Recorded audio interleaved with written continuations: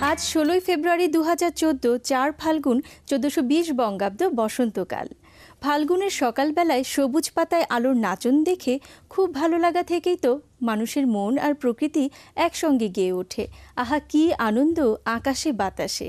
পৃথিবী জুড়ে প্রতিদিন আনন্দ বাতাস বইছে, কিন্তু আমরা সবাই সেই বাতাসের সঙ্গী হতে পারি না। কেউ কেউ আনন্দ বাতাসে ছড়িয়ে দেয় জঞ্জাল দূষণ। যারা শুধু নিজেকে নিয়ে ভাবে, যারা বিশাল এই পৃথিবীকে নিজের বলে ভাবতে পারে না, যারা কিছু জায়গা জমি নিজের দখলে রেখে সুখ পেতে চায়, তাদের জন্য পৃথিবীর আনন্দ বাতাস দূষিত হয়। যাবতীয় দূষণ দূর হয়ে যাক, আমাদের সবার মন হোক পৃথিবীর মতো নির্মল, উদার ও সুন্দর।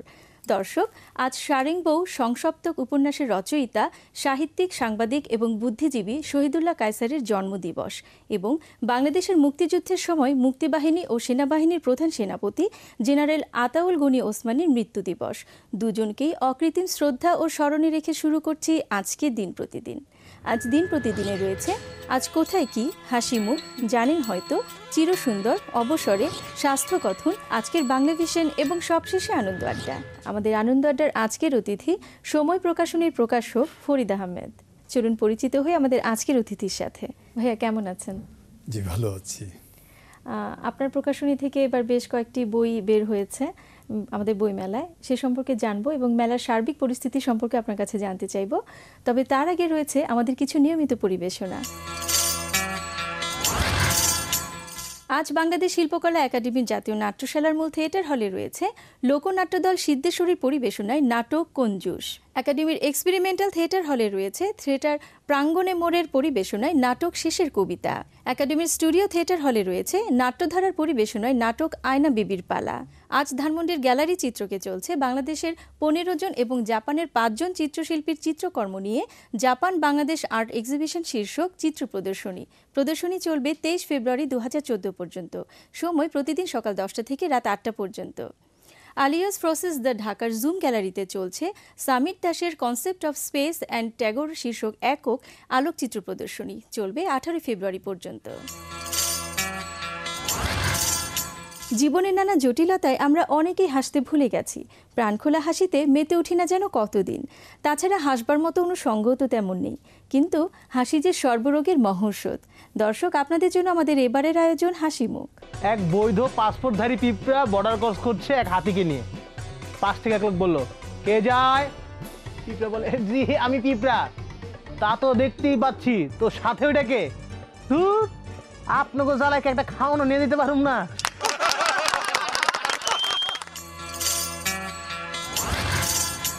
শিশু স্বাস্থ্যসেবা দেশের সর্বস্তরে পৌঁছাতে হবে, যাতে কোনো শিশু এ থেকে বঞ্চিত না হয়।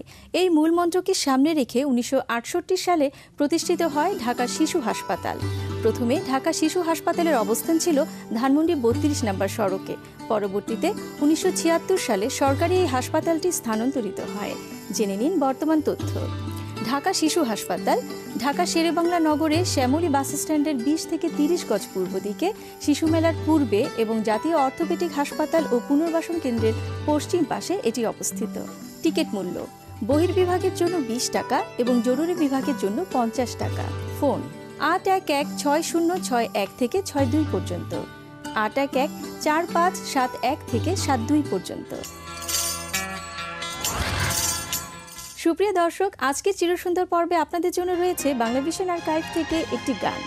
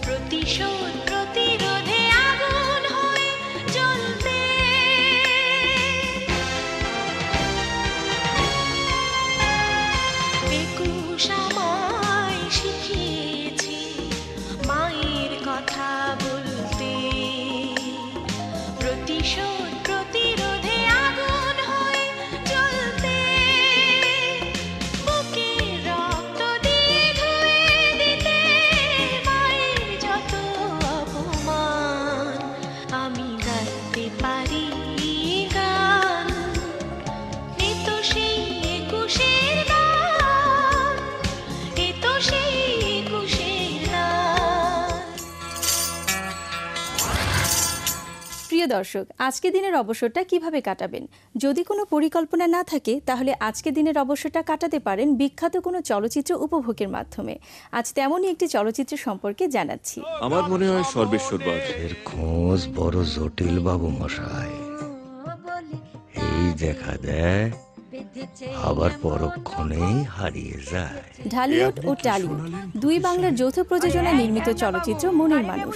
2010 সালে মুক্তিপ্রাপ্ত এই চলচ্চিত্রটি নির্মাণ করেন প্রখ্যাত চলচ্চিত্র নির্মাতা গৌতম কুলীন ঘোষ। পুরুষ যদি 10টা মিয়া মানুষ নিয়ে থাকতে পারে, তাহলে আমি কেন পারবো না একটার বেশি পুরুষ সঙ্গ করতে? সুনীল গঙ্গোপাধ্যায়ের উপন্যাস মনের মানুষ অবলম্বনে নির্মিত এই চলচ্চিত্রে লালন ফকিরের জীবন ও কর্মের চিত্র ফুটিয়ে তোলা হয়েছে। অপরূপ নির্মাণ শৈলী এবং লালন ফকিরের গান এই চলচ্চিত্রটিকে অন্য মাত্রা যোগ করেছে। মনের মানুষ চলচ্চিত্রে অভিনয় করেছেন প্রসেনজিৎ, রাইসুল ইসলাম আসাদ, চঞ্চল চৌধুরী, শুভ্র কুণ্ডু, চম্পা, প্রিয়াংশু চ্যাটার্জি সহ অনেকেই।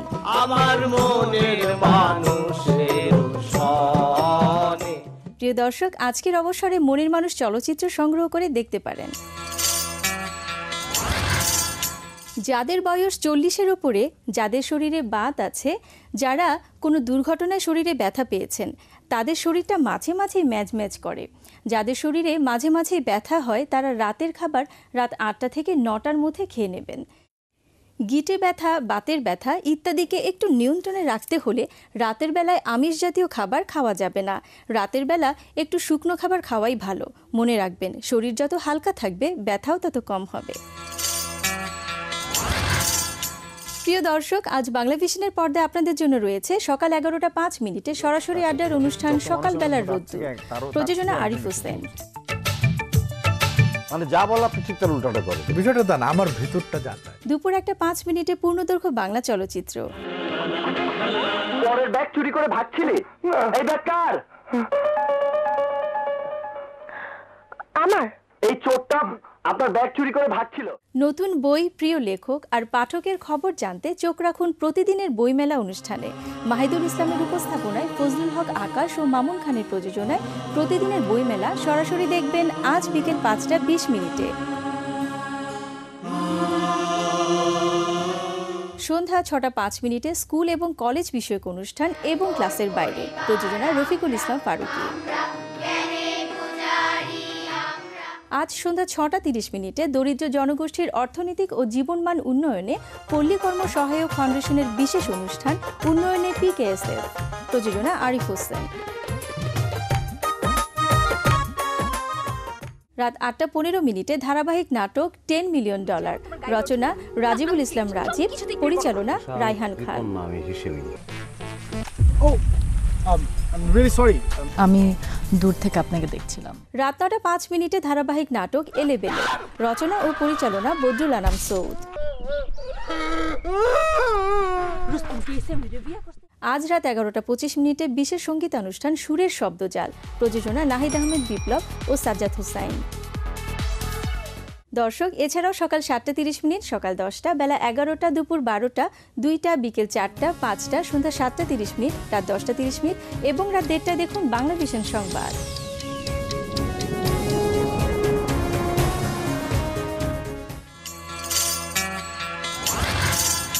এবারে আনন্দ আড্ডা। আসুন ফিরে যাই আমাদের আজকের অতিথি সময় প্রকাশনীর প্রকাশক ফরিদ আহমেদের কাছে। ভাই, আবার ফিরলাম আপনার কাছে। শুরুতেই জানতে চাইবো যে আপনার প্রকাশনী থেকে এবার কি কি বই এসেছে আমাদের বইমেলায়? আমি সাধারণত বইমেলাকে ঘিরে আমার গ্রন্থ তালিকাটা খুব যত্ন সহকারে সাজাবার চেষ্টা করি এবং আমি সবগুলো বিষয় রাখার চেষ্টা করি, যেরকম উপন্যাস, গল্প, কবিতা, মুক্তিযুদ্ধ, প্রবন্ধ, স্মৃতিকথা, ভ্রমণ কাহিনী, শিশু কিশোর, বিজ্ঞান বিষয়ক বই, সব ধরনের নিয়ে আমি সাজাই। অন্তত 10 থেকে 15টি বিষয়ের উপর আমি বই প্রকাশ করি। এবার আমি তাই করছি এবং সব মিলিয়ে আমার বইয়ের সংখ্যা হচ্ছে 70টি।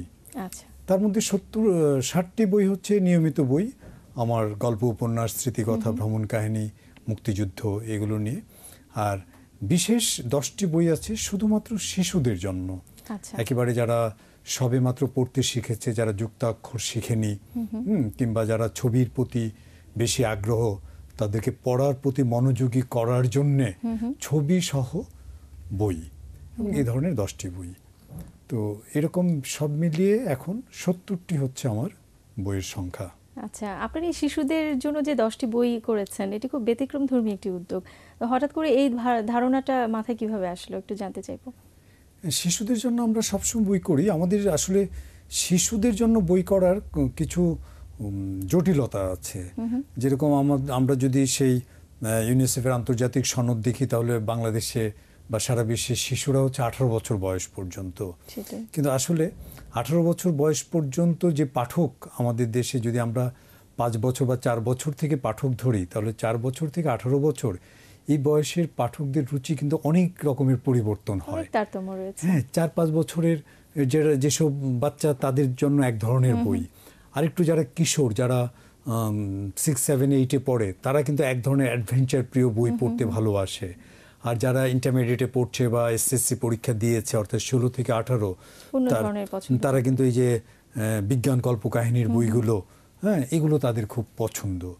তো আমাদের তো আসলে বাংলাদেশে কিন্তু শিশু সাহিত্য অনেক আগের থেকে খুবই সমৃদ্ধ, এবং আমরা দীর্ঘদিন ধরে শিশু সাহিত্যের উপরে কাজ করছি, শিশু সাহিত্যের বই প্রকাশ করছি। তো এই বেশিরভাগগুলোই হয়ে যায় কিশোরদের জন্যে। আচ্ছা, তাই এবার একদম শিশুদের জন্যে কিছু বইয়ের পরিকল্পনা করে এই বইগুলো করেছি। বইগুলোর মূল উদ্দেশ্য হচ্ছে শিশুদেরকে পাখি চিনানো, প্রকৃতি চিনানো, পড়ার প্রতি আগ্রহ করা, মায়া মমতা সৃষ্টির যে একটা ব্যাপার থাকে, মায়ের ভালোবাসা হয়তো একটা বইয়ের নাম, হ্যাঁ, এবং সেখানে যে একটা মায়ের প্রতি যে শিশুর প্রতি যে মায়ের যে একটা ভালোবাসা, এগুলো শেখানোর জন্যই এই বইগুলো।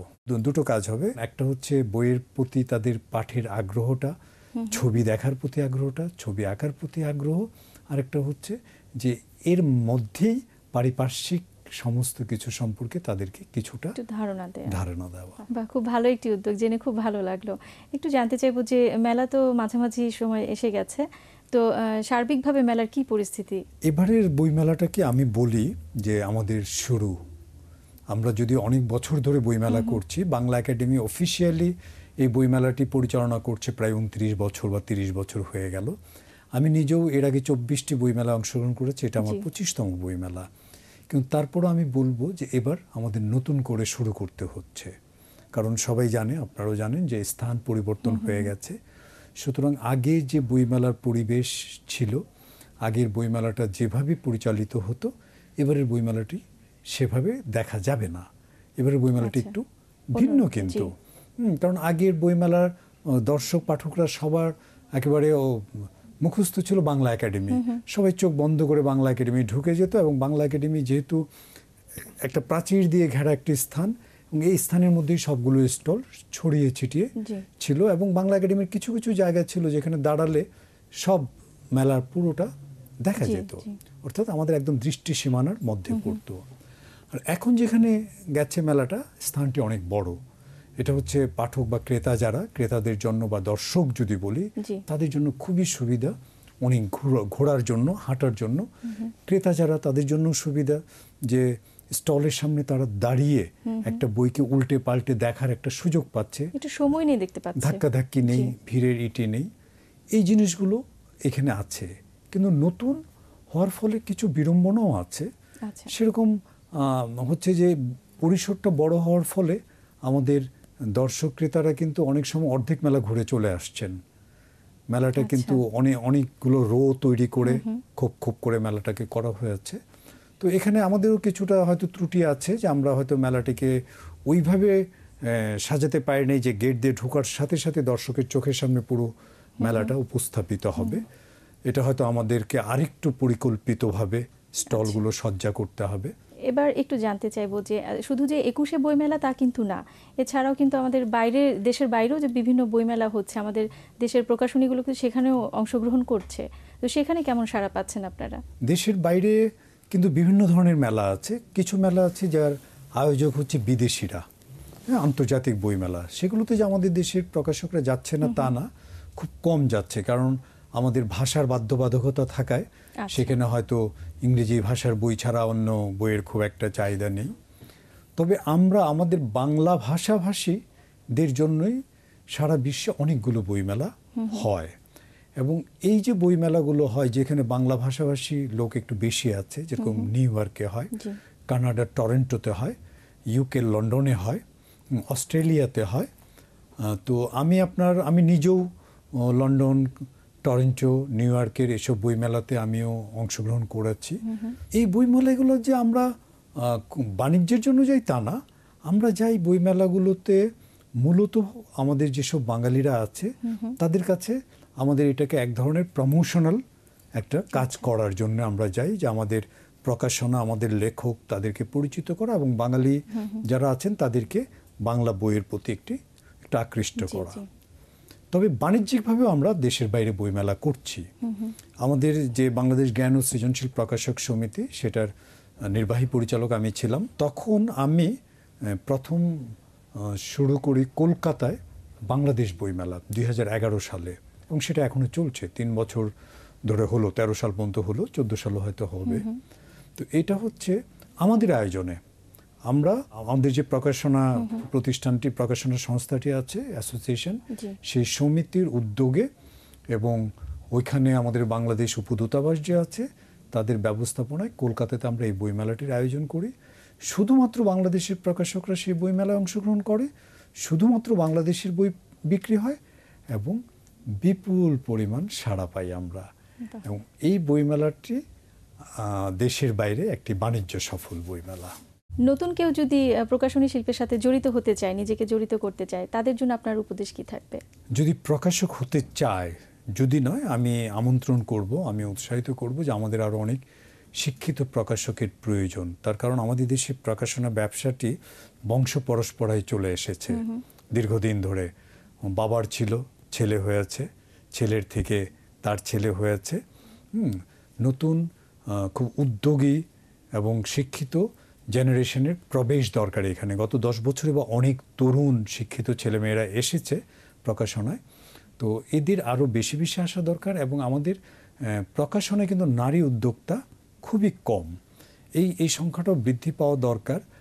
আর এই প্রকাশনায় আসার জন্য যে জিনিসটা আমি মনে করি সবচেয়ে বেশি দরকার, সেটা হচ্ছে আসলে সাহিত্যের প্রতি একটু ভালোবাসা, এবং সাহিত্য সম্পর্কে কিছুটা ধারণা, প্রিন্টিং সম্পর্কে কিছুটা ধারণা, এই জিনিসগুলো থাকা একটু দরকার। আর ওই সাহসিকতাটা থাকতে হবে যে অন্য যে কোনো ব্যবসায় কিন্তু এই প্রকাশনায় যে পরিমাণ অর্থ লগ্নি করা হবে, সেই পরিমাণ অর্থ অন্য ব্যবসায় লগ্নি করে এর চেয়ে ভালো আর্থিক সফলতা পাওয়া যায়। আচ্ছা, প্রকাশনায় হয়তো সেই জিনিসটা পাওয়া যাবে না, কিন্তু প্রকাশনায় এলে মানসিক প্রশান্তি এর চেয়ে অনেক বেশি পাওয়া যাবে, আত্মমর্যাদা অনেক বেশি বৃদ্ধি হবে, এবং একটা দায়িত্ব পালন করা হবে সমাজে। শিক্ষিত জনগণের বা শিক্ষার হার বৃদ্ধির জন্য যে কাজ করছি, এরকম একটি মানসিক শান্তি পাওয়া যাবে। আপনাকে অনেক ধন্যবাদ ভাইয়া। আশা রাখি যে আপনার এই পরামর্শ আমাদের তরুণদের নিশ্চয়ই কাজে লাগবে।